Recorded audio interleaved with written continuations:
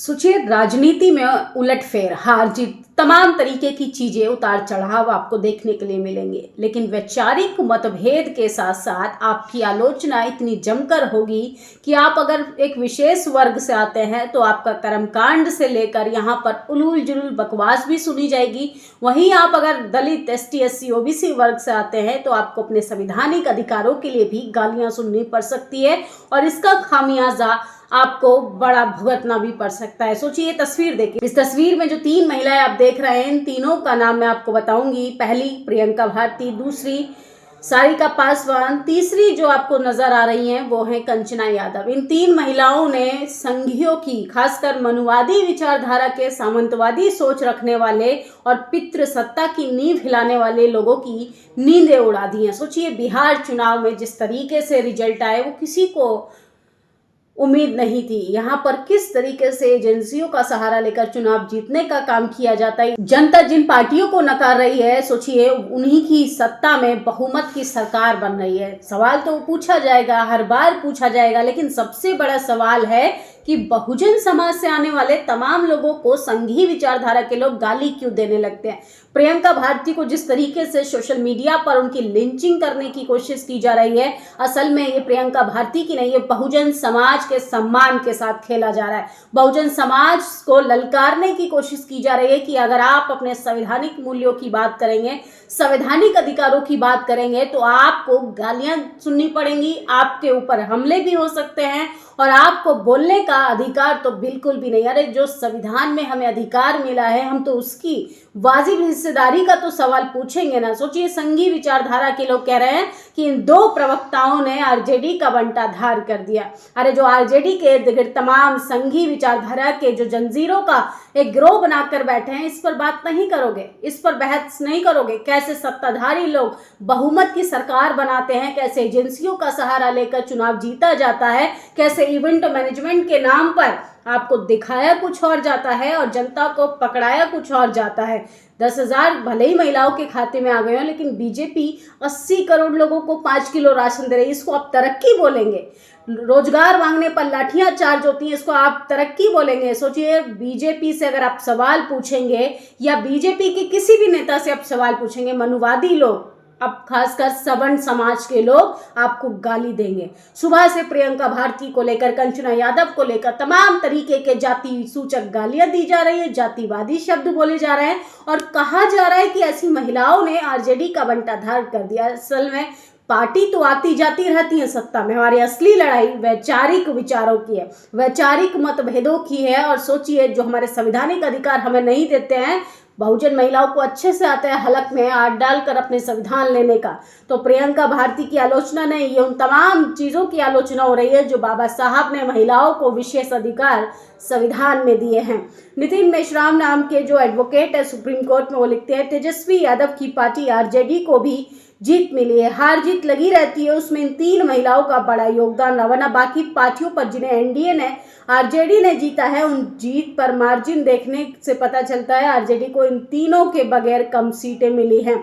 तो जब से सोशल मीडिया से लेके नेशनल टेलीविजन पर बैठकर फूले पेरियार अम्बेडकर के विचारधाराओं को इन महिलाओं ने परोसने का काम किया है, तब से मनुवादी बौखलाने लगे हैं। प्रियंका भारती को कहा जाता है कि प्रियंका भारती को बोलने का सेंस नहीं। अरे, बोलने का सेंस तो हम लोगों को कई सालों से था, तुम लोगों को सच सुनने की आदत नहीं है। तुम लोगों को यही पसंद है कि बहुजन महिलाओं को बोलने की आज़ादी ना दी जाए। अरे, तुमने तो अपनी घर की महिलाओं को बोलने की आज़ादी नहीं दी, उनको पढ़ने लिखने की आज़ादी नहीं दी, महिलाओं को देवी बनाकर किस तरीके से उनके अधिकारों को खत्म कर दिया, उनको अधिकारों से वंचित कर दिया। हो सकता है इस वीडियो को जो तमाम मनुवादी, सामंतवादी सोच के मर्द अगर सुन रहे होंगे तो उनको मिर्ची लग सकती है। हाँ, संघी मानसिकता की महिलाओं को भी मिर्ची लग सकती है, क्योंकि वो नहीं चाहते हैं कि हम बहुजन समाज की महिलाएं, प्रियंका भारती हो, कंचना यादव हो, सारिका पासवान जैसी महिलाएं आगे आए।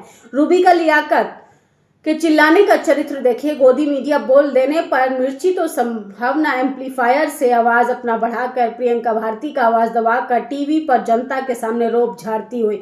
ऐसे टीवी एंकरों पर प्रतिबंध लगना चाहिए। अगर इनसे सवाल पूछा जाता है, ये माइक को म्यूट कर देते हैं। और सोचिए किस तरीके से जातिवादी, सवर्ण मानसिकता के घटिया एंकर्स चिल्लाने का काम करते हैं। अगर इनसे सवाल पूछा जाए, इनसे सच सुनने की इतनी हिम्मत नहीं है और नेशनल टेलीविजन पर बैठकर ये लोग माइक म्यूट करते हैं और अपनी आवाज़ को लाउड रखकर ये दूसरे को गलत कहते हैं। कब तक गलत कहोगे? अपने बाप दादाओं का कुकर्म तो सुनते जाइए ना, सच सुनने की हिम्मत तो रखिए।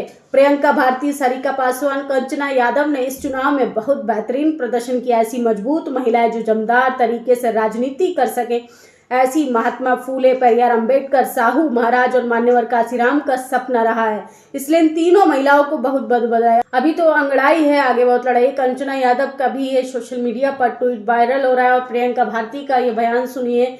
कभी भीमटी बोल रहे हैं, कभी नीलचट्टी बोल रहे हैं, कभी ताड़का, कभी सूर्पनखा।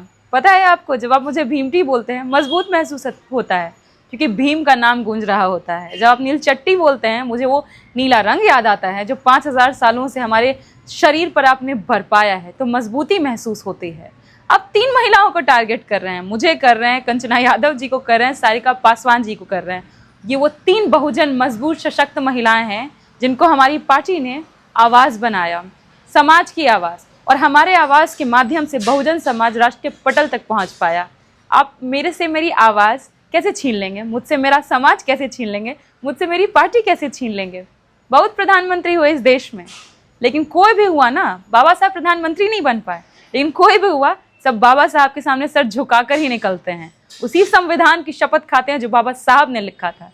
इसलिए मैं आपको इतना ही कहूँगी, राम मनोहर लोहिया ने कहा था, हम हार सकते हैं, हम बार बार हार सकते हैं, लेकिन हार मान तो नहीं सकते। हम हार नहीं मानेंगे। उल गुलान था, उल गुलान है और उल गुलान जारी रहेगा। हर पटल पर, चाहे वो सांस्कृतिक हो, राजनीतिक हो, सामाजिक हो, हर पटल पर लड़ाई जारी रहेगी और दुगनी मजबूती के साथ। हम 2 कदम पीछे ज़रूर हुए हैं, लेकिन याद रखिए, कदम 2 पीछे लिया जाता है एक लंबी छलांग मारने के लिए। ज़रूर लंबी छलांग होगी। जो उनकी ट्रोलिंग के बाद अंधभक्तों को करारा जवाब दिया है। जब कोई भीमटी कहता है तो भीम का नाम घुसता है, जब कोई नील चट्टी कहता है तो नीला रंग याद आता है। समता, सामाजिक न्याय का प्रतीक है। ये शब्द हमें मजबूत करते हैं। हम महिलाओं से ना कोई हमारी आवाज़ छीन सकता है, ना समाज का समर्थन। चाहे मैं कंचना यादव हो, सारिका पासवान, ये तीनों बहुजन महिलाएं हैं जिन्होंने बेड़ियों में बंधने से इनकार किया। बाबा साहब ने हमारी बेड़ियों से हमें मुक्त कराया। उन बेड़ियों में हम दोबारा कैद नहीं हो सकते। नफरत, हिंसा, पितृसत्ता और जातिवाद के खिलाफ उल गुलान था और जारी रहेगा। अरे बाबा साहब ने हमें जो हिंदू कोड बिल दिया है, वो तुम्हारी जातिवाद की जो जंजीरें हैं, वर्ण व्यवस्था की जो जंजीरें हैं, हम उसको तोड़ते हैं, हम उसको नकारते हैं। सोचिए, ये तुमसे 3 महिलाएं बर्दाश्त नहीं हो रही हैं। ऐसी कितनी महिलाओं को बोलने से रोकोगे? कितनी महिलाओं को प्रियंका भारती बनने से रोकोगे? कितनी महिलाओं को कंचना यादव बनने से रोकोगे? कितनी महिलाओं को सारिका पासवान बनने से रोकोगे? अरे आपकी विचारधारा के लोग तो संघी मानसिकता का नंगा प्रदर्शन करते हैं, जो बहुजन बेटी को साड़ी और साया खोलने की धमकी देते हैं। यह है आपके संस्कार, यह है आपका चाल चरित्र और चेहरा। आप लोग कहते हैं कि इन तीनों की वजह से पार्टी का बंटाधार हो गया। सिर्फ पार्टी का बंटाधार नहीं हुआ, तुम्हें डर लगता है कि तुम्हारी मनुवाद की कबर खोदने वाली ये महिलाएं तुम्हारे ही चैनलों पर बैठकर तुम्हारे बाप दादाओं के कुकर्मों का हिसाब चुकता कर रही हैं। हमारी लड़ाई किसी से पर्सनली नहीं है, हमारी लड़ाई वैचारिक मतभेदों की है, संवैधानिक अधिकारों की है। प्रियंका भारती का, कंचना यादव का, सारिका पासवान का वही लोग विरोध कर रहे हैं जिनको फूले, पेरियार, अंबेडकर के विचारों से नफरत है, जो नहीं चाहते हैं कि सबको संविधान में दिए हुए अधिकार मिले। संविधान में दिए हुए अधिकार मिल जाएंगे तो उनके खेत खलिहानों में गुलामी कौन करेगा? उन गटर की सफाई कौन करेगा? सोचिए, ये लोग वही लोग हैं विरोध करने वाले जो कलम और किताब आपके हाथों में नहीं देखना चाहते, आपके बच्चे के हाथ में धर्म का डंडा या झंडा देखना चाहते हैं और गुलामी की जंजीरों में हमेशा हमेशा के लिए बांध देना चाहते हैं। तो वो ज़माना गया।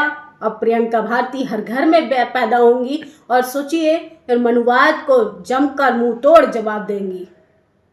राजनीतिक लड़ाइयाँ अपनी जगह है, लेकिन किसी महिला का इसलिए विरोध होना चाहिए कि वो दलित समाज से आती हैं, किसी महिला का इसलिए विरोध होना चाहिए कि वो अपने संवैधानिक अधिकार के आधार पर अपनी बात रख रही है। किसी महिला का इसलिए विरोध होना चाहिए कि वो बहुजन समाज के हिस्सेदारी की बात करती है। किसी महिला का इसलिए विरोध होना चाहिए कि वो जातिवाद की जंजीरों में नहीं बनना चाहती है, वो सामंतवादी सोच को नकारती है, वो रूढ़िवादी परंपराओं को चुनौती देती है, इसलिए विरोध होना चाहिए। तो वो जमाना गया जब महिलाओं को पैर की जूती समझा जाता था, मनुस्मृति के आधार से महिलाओं को चलाने का काम किया जाता था।